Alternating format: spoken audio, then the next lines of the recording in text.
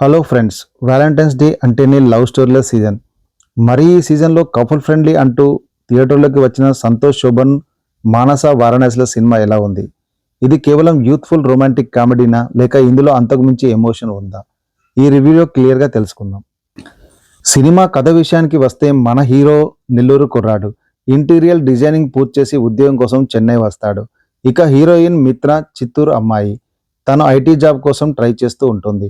అనుకోని పరిస్థితుల్లో పరిచయమైన వీరిద్దరూ ప్రేమలో పడి లివ్ ఇన్ రిలేషన్షిప్ స్టార్ట్ చేస్తారు. అయితే లైఫ్ ఎప్పుడూ స్మూత్గా సాగదు కదా. మిత్రకు ఉద్యోగం రాకపోవడం, వీరి రిలేషన్షిప్ గురించి మిత్ర తండ్రికి తెలియడం, ఇక్కడి నుంచి కథ మలుపు తిరుగుతుంది. అసలు వీరి ప్రేమకు పెద్దలు అంగీకరిస్తారా? మిత్ర జీవితంలోకి వచ్చిన ఆ ఊహించని పిడుగులాంటి వార్త ఏంటి? ఆ క్లిష్ట పరిస్థితిలో శివ ఏం చేశాడు అనేది ఈ సినిమా అసలు కథ. ఈ సినిమా టైటిల్, పోస్టర్ చూస్తే ఇదొక జాలీ రొమాంటిక్ డ్రామాలా అనిపిస్తుంది. ఈ సినిమాలోని ఫస్ట్ హాఫ్ అంతా చాలా కలర్ఫుల్గా ఒక మ్యూజికల్ జర్నీలా సాగిపోతుంది. ఈ తరం యువత రిలేషన్షిప్, వారి ఆలోచనలు చాలా నేచురల్గా చూపించారు ఈ సినిమాలో.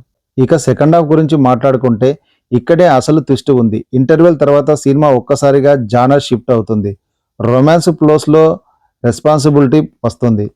సరదాగా సాగే కథ కాస్త గుండెను బరువెక్కే ఎమోషనల్ డ్రామాగా మారుతుంది. ఇది చూస్తుంటే మనకు ఓయ్ లేదా దిల్ బేచారా వంటి సినిమాలు గుర్తొస్తాయి.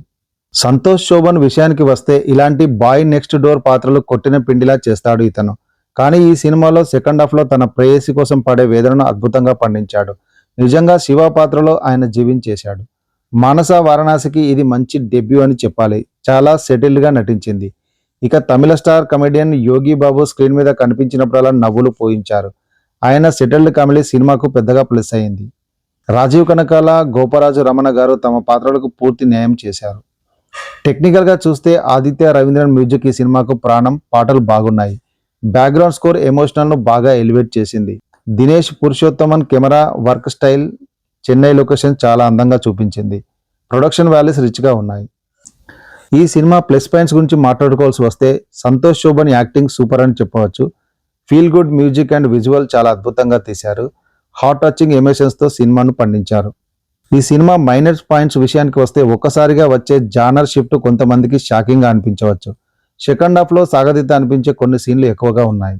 ఫైనల్గా చెప్పాలంటే కపుల్ ఫ్రెండ్లీ కేవలం సరదా కోసం చూసే సినిమా కాదు, ఒక బాధ్యతాయుతమైన ప్రేమ కథ.